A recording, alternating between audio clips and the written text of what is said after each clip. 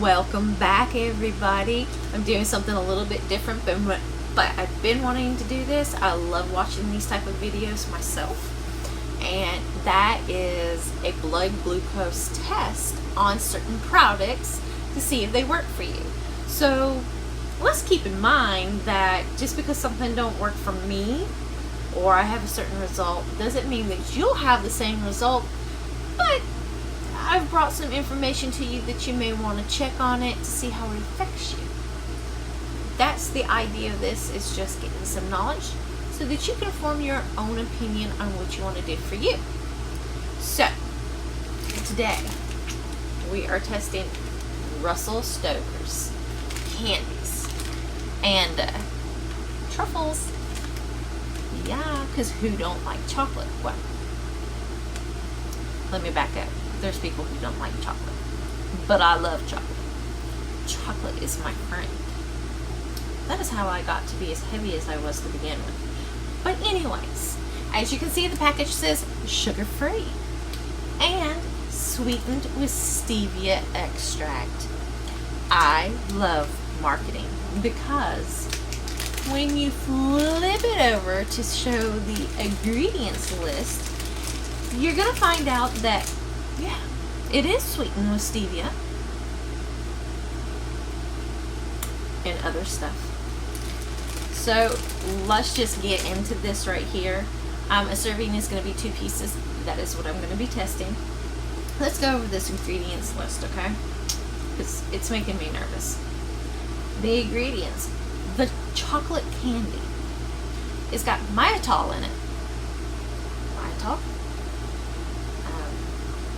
That's not always a keto's friend, okay? This sugar does have the potential to spike your sugar.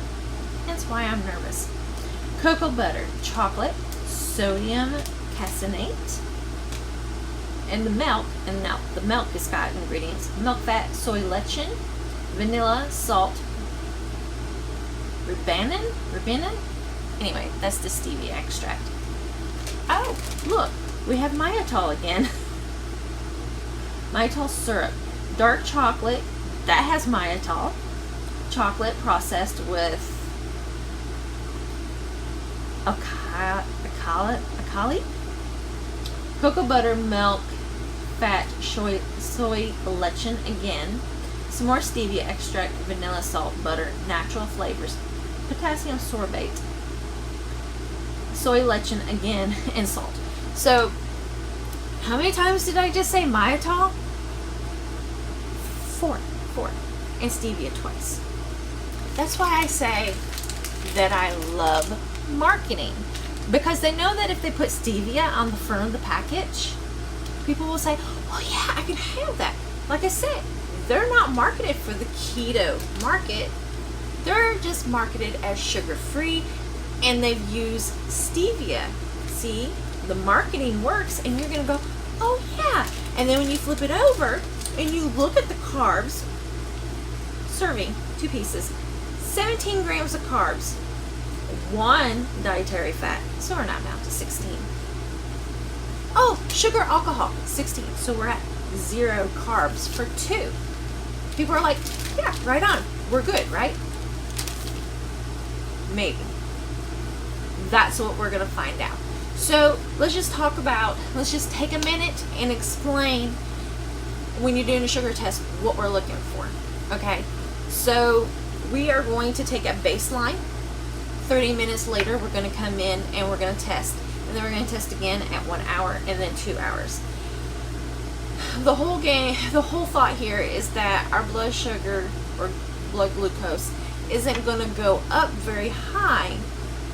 If it's over 30 points or a 30-point spike, then that is probably something that is not going to be very keto friendly for you. So generally things will go up that first 30 minutes. Sometimes they continue to climb to that 1 hour. But by 2 hours, you should be back at your baseline and hopefully a little bit below. That's how the sugar part or the glucose part works for that. Now I'm testing my ketones too, because just because something doesn't affect your sugar does not mean that it does not affect your ketones. So we'll be testing to see what it does for the glucose, and how it affects my ketones. So let's get into this and let's see what happens. Hey, I'm just putting in a little note here.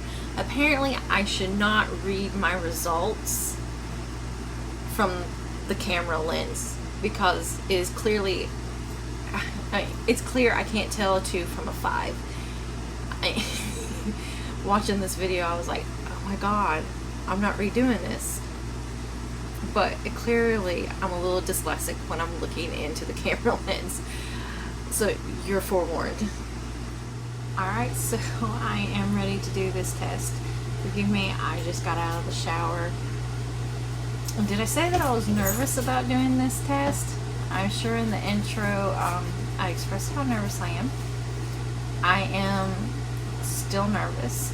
So a serving size is 2 of these. 2. So we'll see what happens. So let me go ahead and I'm going to be testing on my Keto Mojo. Let's go ahead and get some test results here. You can hear my dog in the background. I'm doing this in the camper just so that it's a little quieter and I don't wake my daughter up, who has worked until 2 o'clock in the morning. So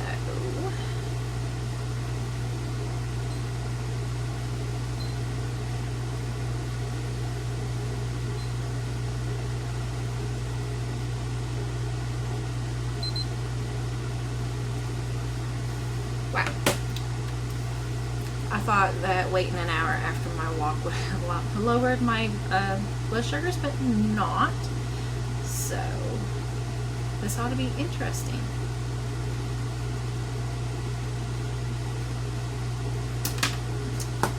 Just to show I'm a real person and my blood sugars go up and down. So let's do these ketones.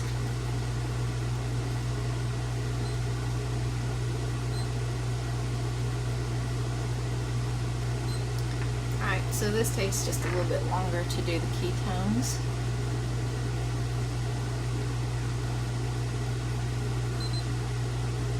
Nice. Those ketones are up after this walk. Nice. 1.5. So that just goes to show, just because your sugars are high, doesn't mean that your ketones aren't up. And I know that had a lot to do with my walk. I walk every day and walk 3 miles, so I know what's going on there. Alright, so let's get this done. I guess there's no sense in being nervous about it, right? Yeah, 2 pieces. Just making sure it was 2 pieces. My sugars are already a little bit high, so hopefully when I come back down to baseline, it'll be better than what I started out with. We can only hope, right? Alright. So they're not exceptionally big. It's probably going to be 2 bites.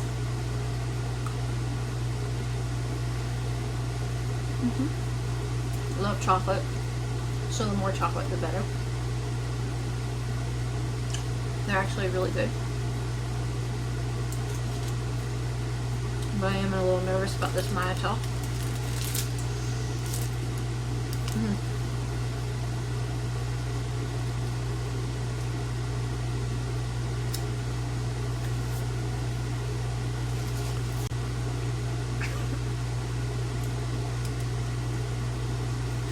Alright, so it's 10:41. I'm going to be back in 30 minutes, and we're going to see what happened here. Actually a little past 30 minutes. I was editing videos and I am 7 minutes late. I am so sorry. My alarm didn't go off while I was editing that video for some reason, so let's test this my blood and see where we are at on our sugar and see.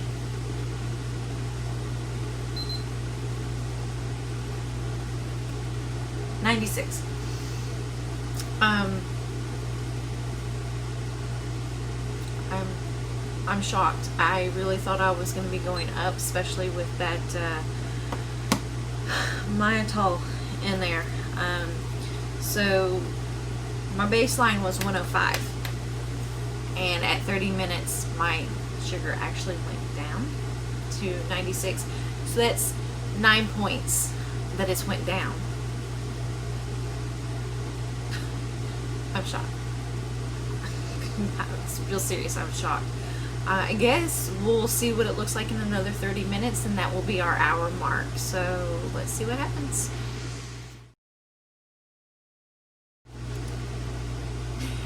I finally made it back on time. Alright, so this is going to be our 1 hour blood check. So let's just hop into this and see where we're at.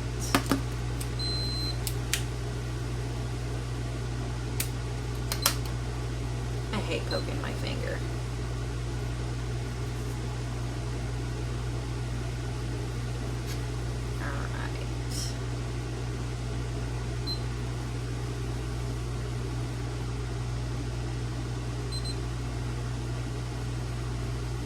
Alright, so this is crazy.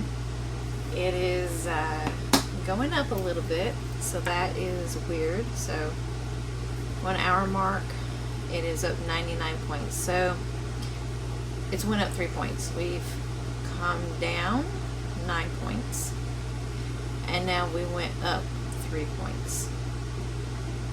I'm gonna be real honest, that is very weird. I've not ever had that happen before. All I've been drinking is my water. So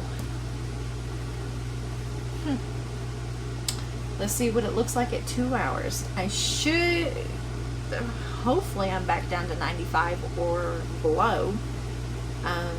We'll see. And we'll see how it affected ketones too.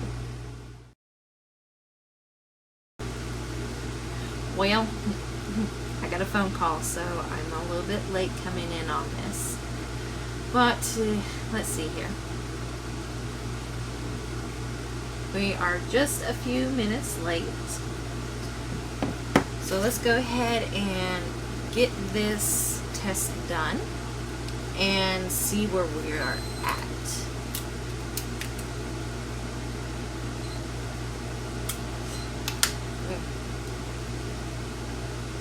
I hate poking my finger.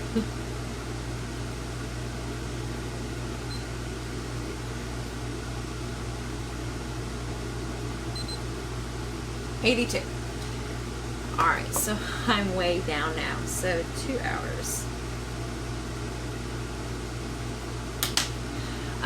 The fun part is, where is my ketones? Did this affect my ketones?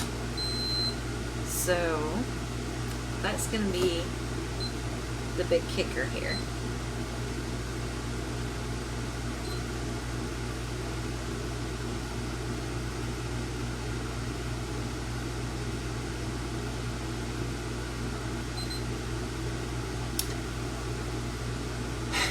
.1.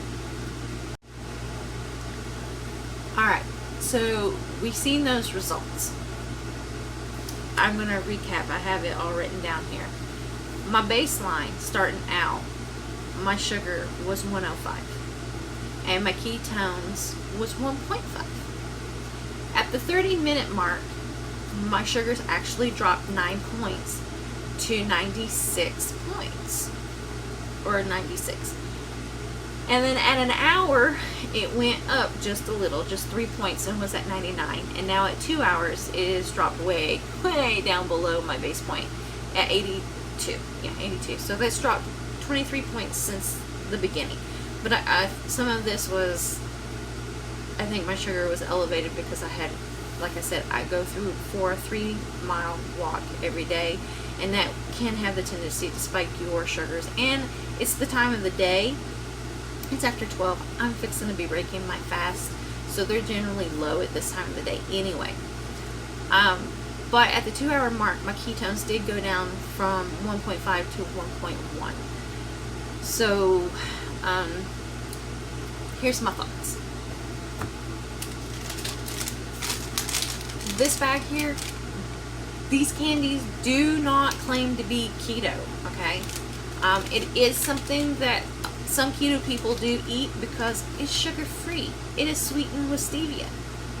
And, unfortunately, mannitol, too. And if they're not checking their ketones and only their sugars, they're going to see possibly really good sugar results. I mean, I did. But, you know, I've not ate anything else. I've only had water to drink. And my ketones went down 4 points. At this point of the day, they should be going up because I'm getting closer to the time that I normally would eat. If my ketones were actually lower, it could have potentially knocked me out of ketosis. I don't like that. So I'm not going to add this into my diet. It's not something that I normally eat anyway, just because, as my husband says, I'm cheap. And that bag for six pieces was over $3. So that's over 50 cents per candy. To me alone, that's not something I want to put in my diet because it's just really expensive. And I don't like going down 4 points in my ketones when they should be going up because I'm fasted. So this is a no for me. But you know, this may be something that you want to do. I mean, as far as sugar wise, it looked awesome, but obviously the mannitol, it did affect my ketones. Not so much my sugar, but they did my ketones. So definitely experiment with yourself, see what it does. We're all individuals, we all react differently. I'm just not going to be adding this into my diet, and my husband or my children can actually finish this bag off. I'm curious, do you eat these type of candies? How do they affect you? Do you test your sugars and ketones, or only your sugars? I'm curious. I'm nosy and curious anyway. If you want to see more videos like this, just let me know, and I would gladly test all kinds of different things for you. I have tested a lot of things in the past to see how they affected me. I don't mind retesting them and showing you. Just let me know. And if you don't mind, please subscribe and like, because it only helps me bring more content for you.